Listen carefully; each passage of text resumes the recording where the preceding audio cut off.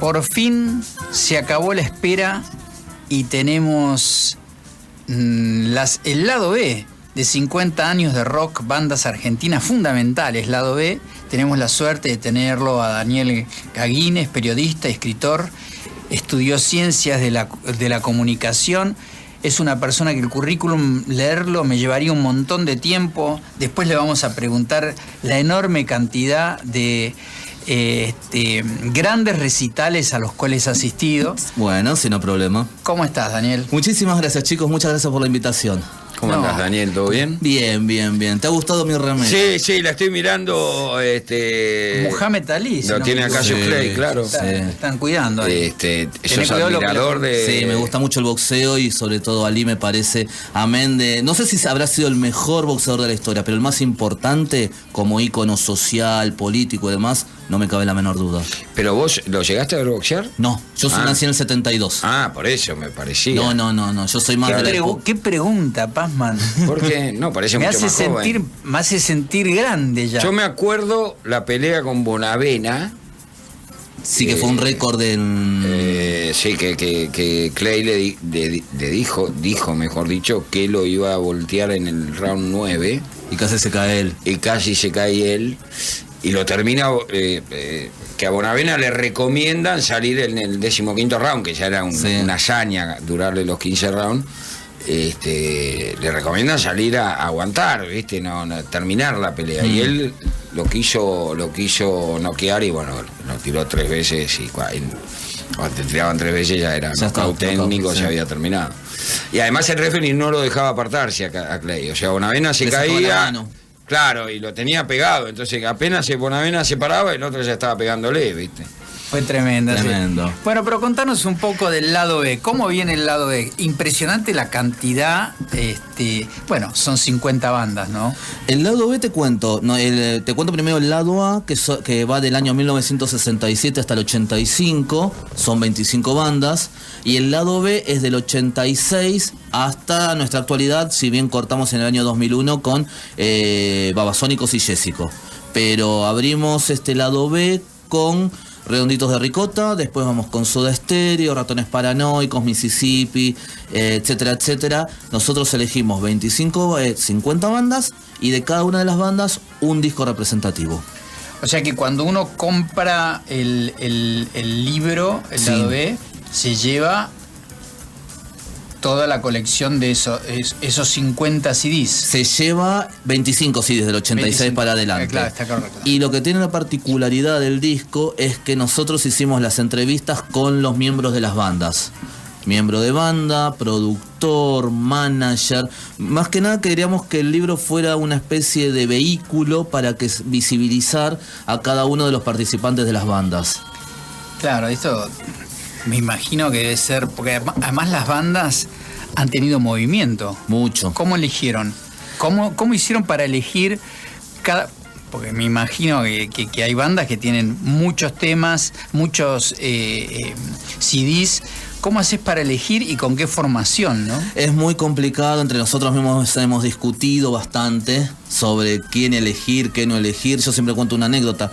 En el caso de Soda Stereo, somos 3 nosotros. El más grande eligió el disco más clásico, el del medio eligió el disco más moderno y el más joven, que nació en el 83, eligió el disco del 87, Signos. O sea que se cruzaban las formas, ¿no?, de cómo elegir. Y al final terminó saliendo Canción Animal. Pero a ese nivel teníamos algunos intercambios con respecto a qué disco iba a elegir. Por ejemplo, si elegíamos Los Visitantes o Don Cornelio y la Zona para enganchar a Palo Pandolfo, terminaron saliendo Los Visitantes. Entraron Los Rodríguez para tener a Calamaro también. ¿Cuál de los 3 discos de los Rodríguez? Fue un lindo laburo y más que nada después encontrarnos con los músicos en sí para charlar sobre cada uno de los discos. Aparte, el rock nacional, si uno se lo pone a pensar, se relanzó con Malvinas en algún lugar, ¿no? Fue un ícono bastante importante, porque venía como medio para abajo y ahí salta para arriba, ¿o no? Sí, el tema hablas justamente está el concierto de la Solidaridad del año 1982. Sí, eso es cierto, más que nada porque se prohibió la música en inglés. Entonces había que llenar todo ese espacio y se reflotó, como bien decís, a las bandas argentinas. Se armó ese concierto, en el cual al día de hoy sigue generando alguna polémica con respecto a qué implicaba participar de ese concierto, ¿no? Si era colaboracionismo con los militares, etcétera, etcétera. Inclusive 2 bandas se negaron a ir, como fueron Virus y Los Violadores. El punk y el pop moderno de esa época se negaron a ir, y en el caso de Virus en particular, que tiene un hermano desaparecido, Los Moura.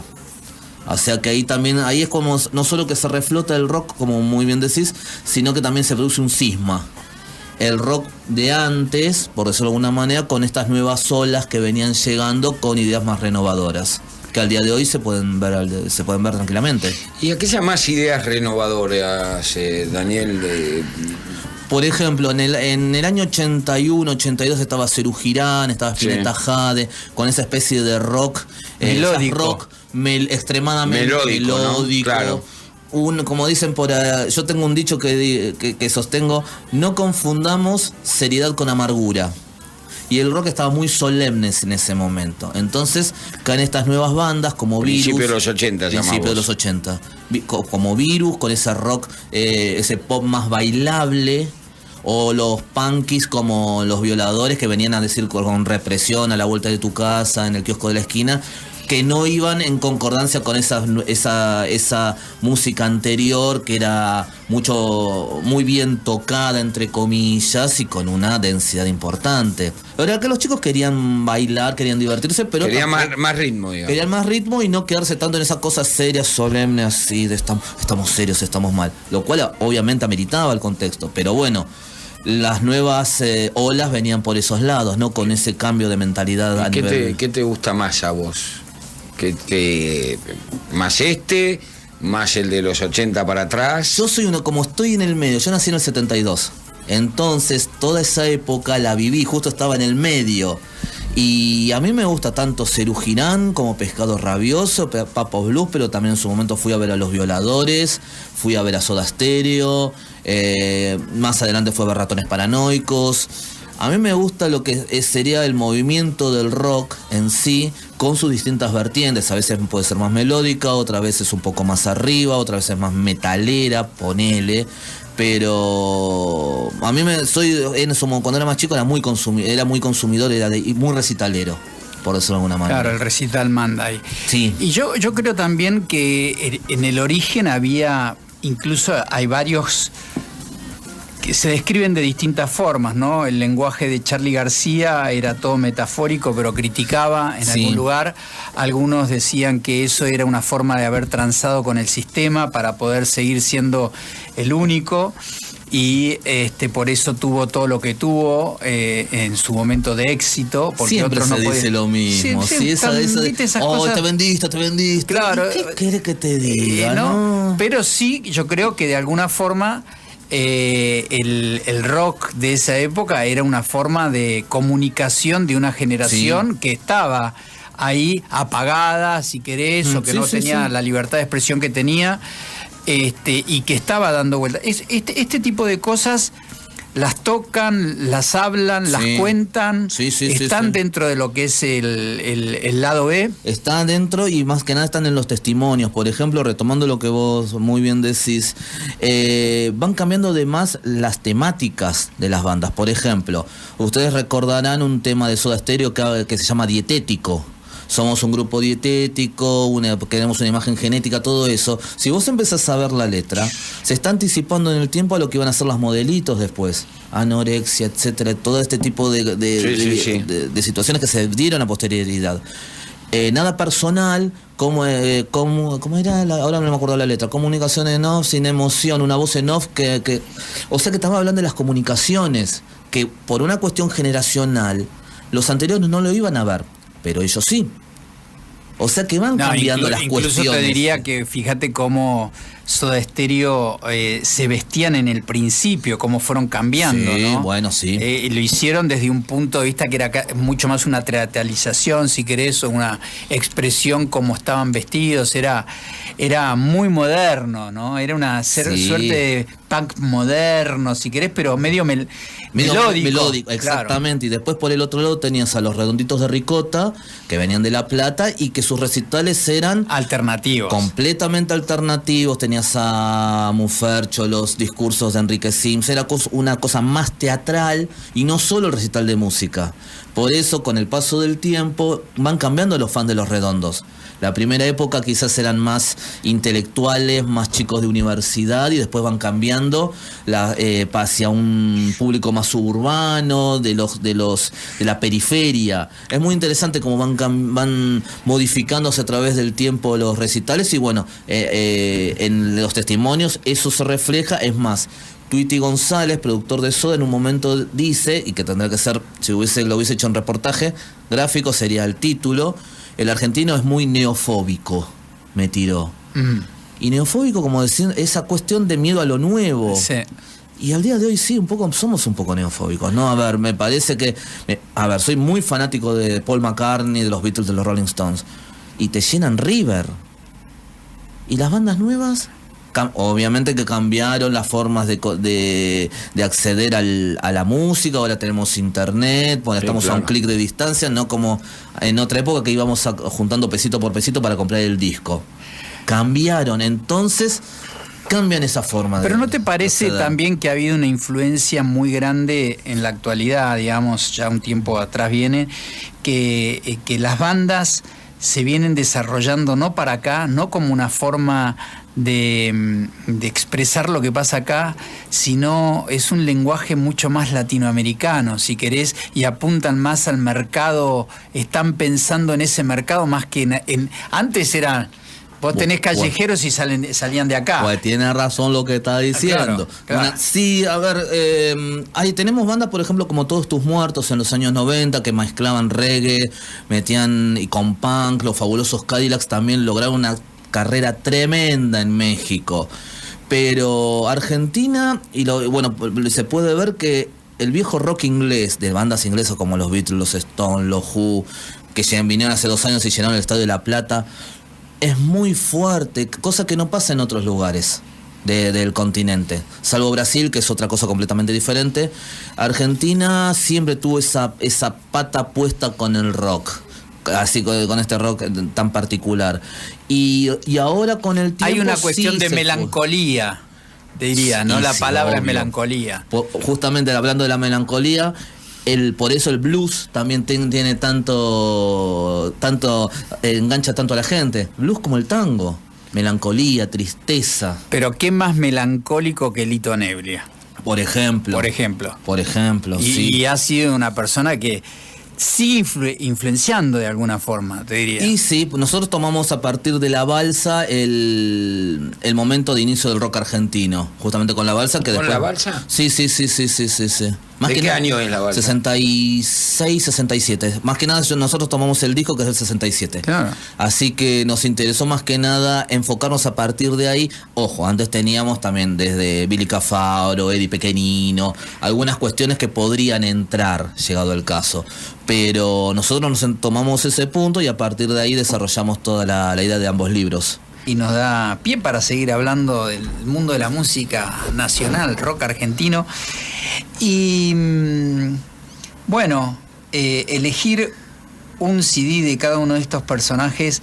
Y yo creo que un poco como lo comentábamos recién, difícil para los propios cantantes sostenerse en el tiempo con la creatividad de lo primero, ¿no? Exacto. Uno ve que hay bandas que fueron tremendamente exitosas con el primero o con los primeros que largaron. Dentro de los 3 primeros, ahí le dieron con el palo, y después mantenerse en eso, cómo cuesta, ¿no? Cómo les costaba evolucionar, cómo les costaba crecer con eso. ¿Cómo lo abordan a este fenómeno?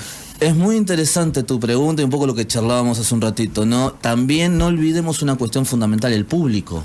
Porque el artista también puede desarrollar sus inquietudes y el público, hablando mal y pronto, no se la banca. Entonces tenés al público que cuando el artista abre su horizonte, el público no le responde comprando los discos. Cosa que ha pasado terriblemente, con bandas que tuvieron que volver al disco anterior o a 3 discos atrás porque no vendían una canción, no vendían recitales.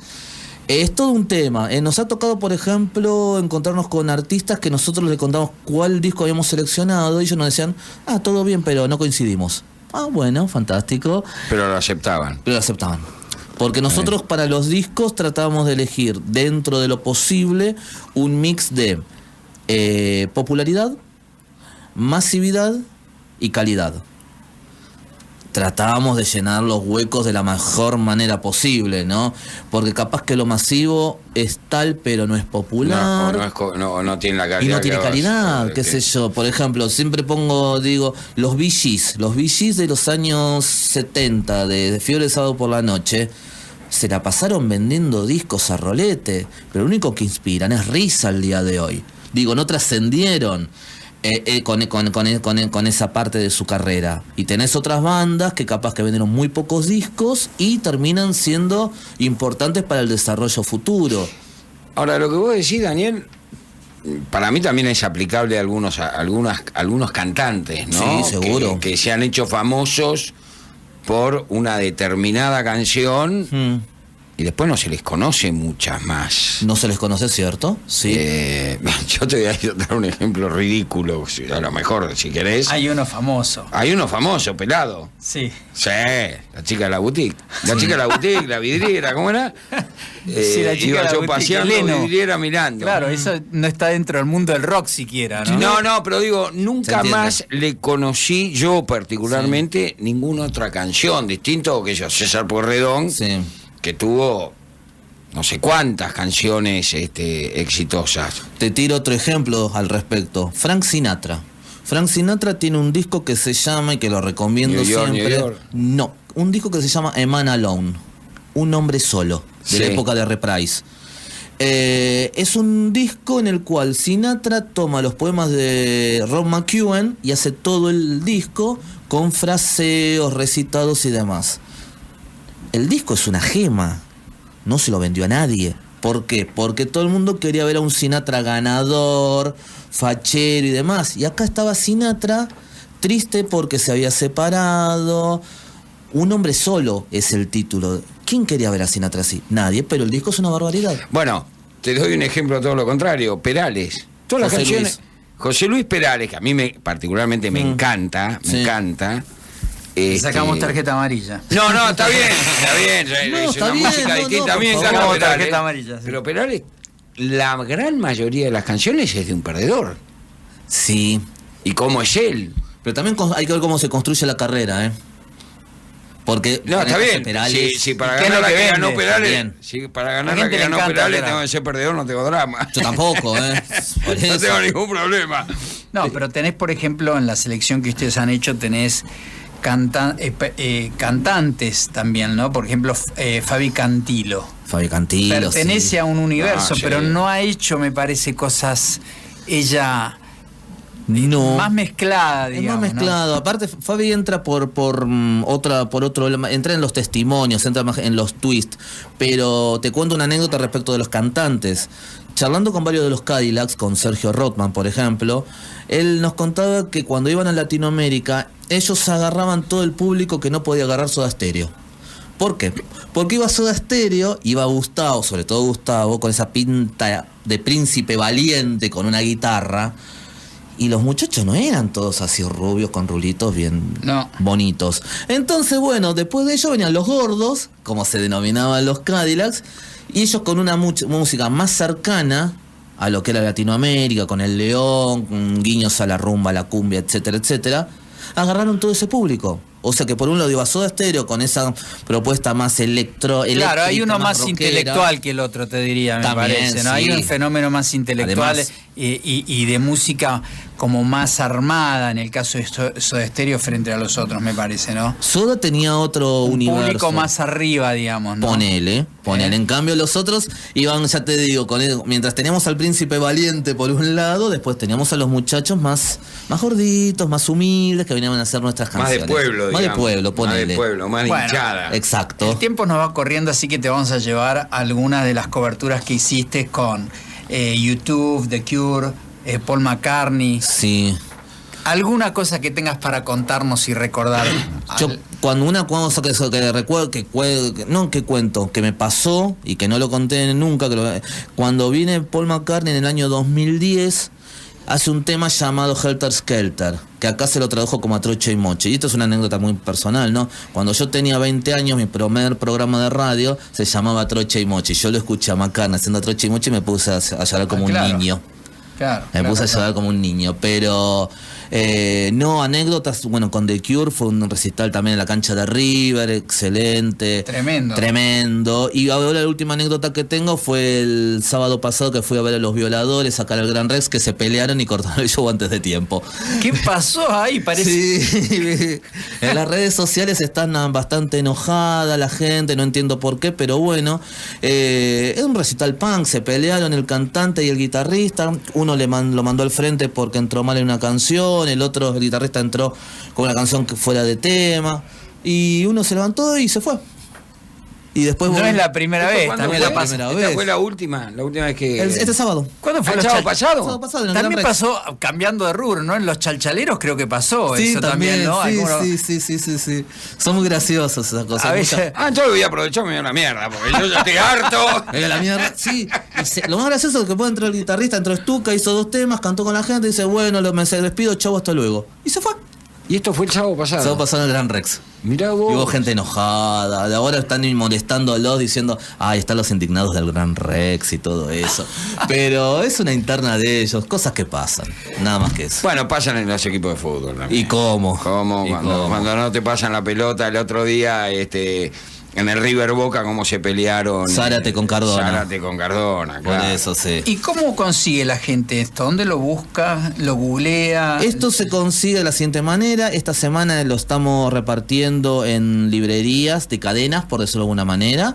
Y si no, tenemos una fanpage en Facebook, 50 años rock, o si no, por disconario@gmail.com, que es la página, el correo electrónico. Buenísimo. Bueno, Daniel, muchísimas gracias por haber estado con nosotros. Gracias a usted por la invitación, me encantó. Muchísimas gracias. Y la historia contada por sus protagonistas, 50 años de rock. Muchísimas gracias.